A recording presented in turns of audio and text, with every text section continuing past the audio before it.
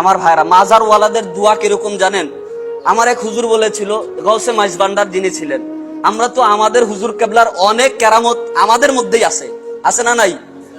এখানেও খুঁজলে দুই একজন পাওয়া যাবে যার সন্তানের নাম হুজুর কেবলা রেখে দিয়েছে, আছে না নাই?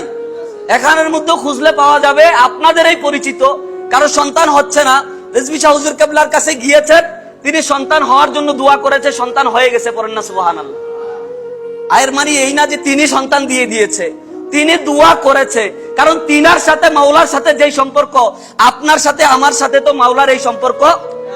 গৌসে মাইজভান্ডারি দরবারে গিয়েছে, অনেকদিন যাবত বৃষ্টি হচ্ছে না, উনাকে গিয়ে ভক্ত মুরিদরা বলতেছে, হুজুর বৃষ্টি তো হচ্ছে না, একটু দোয়া করেন না। হুজুর বলতেছে, আমার সাথে মাওলার সাথে সম্পর্ক ভালো যাচ্ছে না, পড়েন না সুবহানাল্লাহ।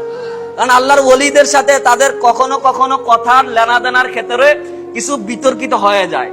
হাদিস শরীফের ভিতরে এমন এসেছে, আল্লাহর ওলিরা হাসরের ময়দানে আল্লাহর সামনে দাঁড়িয়ে তর্ক করবে উম্মতের শাফায়াত নিয়ে, পড়েন সুবহানাল্লাহ।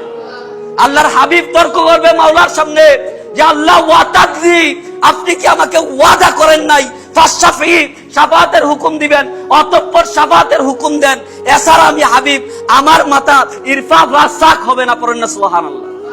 আমার মাথা আমি তুলবো না। এভাবে আউলিয়া কেরাম, সালিহিনগণ, সিদ্দিকগণ আল্লাহর সামনে তর্ক করে করে আপনার আমার নাজাতের ফয়সালা করবেন। বলতেছে আল্লাহর সাথে আমার সাথে সম্পর্ক ভালো যাচ্ছে না। হুজুর গাউসুল আজমকে বলল যে ভালো যাচ্ছে না হুজুর, এরপর দোয়া করেন না বৃষ্টির জন্য, দেখেন না কি গরমের অবস্থা, মাটি ফেটে চৌচির হয়ে আছে। হুজুর বলেন, এত রিকোয়েস্ট করে বলতেছে, হুজুর বলেন আমার সাথে তো মাওলার সম্পর্ক ভালো যাচ্ছে না, একটা কাজ করো, আমার টুপিটা ধুয়ে একটু রোদে দাও, টুপিটা ময়লা হয়ে গেছে, সুবহানাল্লাহ পড়েন না।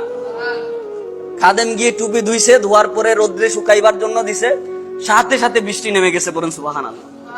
হুজুর গাউসে মাইজভান্ডারি বলতেছে যে আয়, আল্লাহর সাথে আমার এতই সম্পর্ক খারাপ, আমার টুপিটা শুকানোর জন্য সময় দেয় নাই, সুবহানাল্লাহ পড়বেন না।